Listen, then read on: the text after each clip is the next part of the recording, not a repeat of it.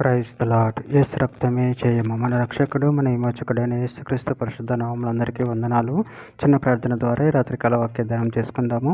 పరిశుద్ధుడ మహాగణుడైన దేవ యేసయ్య, సర్వాధికారి నాయన, మీకే వేలాది వందనములు, కృతజ్ఞత, స్తుతి, స్తోత్రం చెల్లించుకుంటున్నాను దేవ రాత్రికాల సమయంలో ప్రభావ వాక్య భాగం ధ్యానిస్తుండగా వాక్య భాగం అర్థమవట్లు సహాయం చేసి మీ కృపలో బలపరిచి మీకు మాదిరిగా మమ్మల్ని నడిపించి మీ చిత్తము మా జీవితం జరిగించమని చిన్న ప్రార్థన యేసుక్రీస్తు పరిశుద్ధ నామములో అడిగి వేడుకుంటున్నాను తండ్రి. ఆమేన్ ఆమేన్. రోమీయులకు రాసిన పత్రిక 10వ అధ్యాయం 15వ వచనము. ప్రకటించువారు పంపబడిన ఎడల ఎట్లు ప్రకటించెదరు?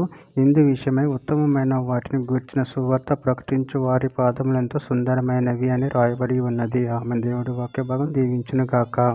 ప్రభునందు ప్రియులారా, ఇక్కడ వాక్య భాగంలో గమనించినట్లయితే ప్రకటించువారు పంపబడిన ఎడల ఎట్లు ప్రకటించెదరు? ఇందు విషయమై ఉత్తమమైన వాటిని గుర్చిన సువార్త ప్రకటించువారు పాదములెంతో సుందరమైనవి అని రాయబడి ఉన్నది.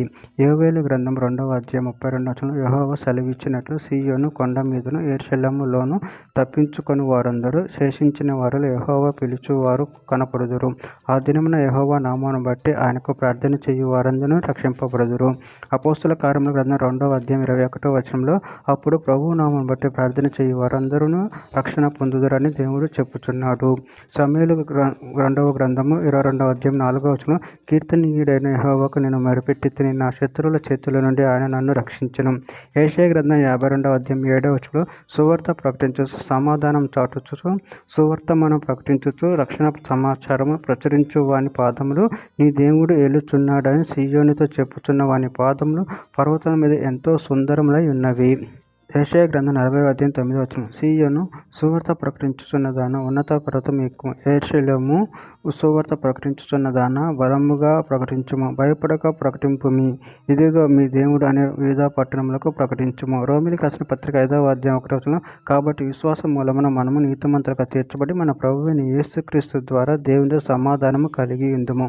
ఫిలిప్పీయులకు రాసిన పత్రిక 2వ అధ్యాయం 29వ వచనం, నా ఎడల మీ ఉపచర్యలో ఉన్న కొదవను తీర్చుటకే అతడు తన ప్రాణములను లక్ష్యపెట్టక క్రీస్తు యొక్క పని నిమిత్తం చావునకు సిద్ధమై ఉండెను. చివరిగా ఒక మాట, తిమోతికి రాసిన 2వ పత్రిక 4వ అధ్యాయం 2వ వచనం, వాక్యమును ప్రకటించము, సమయమందును అసమయమందును ప్రయాసపడము, సంపూర్ణమైన దీర్ఘశాంతితో ఉపదేశించుచు ఖండించుము, గద్దించుము, బుద్ధి చెప్పుము. ఆమె దేవుని వాక్య భాగం దీవించుగాక. చిన్న ప్రార్థన చేసుకుందాము. పరిశుద్ధ మహాగణుడైన దేవ యేసయ్య, మీరు ఇచ్చిన వాక్యాన్ని బట్టి ప్రాముఖ్యతను చెల్లించుకుంటూ మీ సువార్తను ప్రకటించే శక్తిని బలను మాకు అనుగ్రహించి మీ ప్రేమ కృపలు మమ్మల్ని నిరంతరం కాచి కాపాడి మీకు మాదిరిగా మమ్మల్ని నడిపించమని చిన్న ప్రార్థన యేసుక్రీస్తు పరిశుద్ధ నామములో అడిగి పెట్టుకుంటున్నాను తండ్రి. ఆమేన్ ఆమేన్.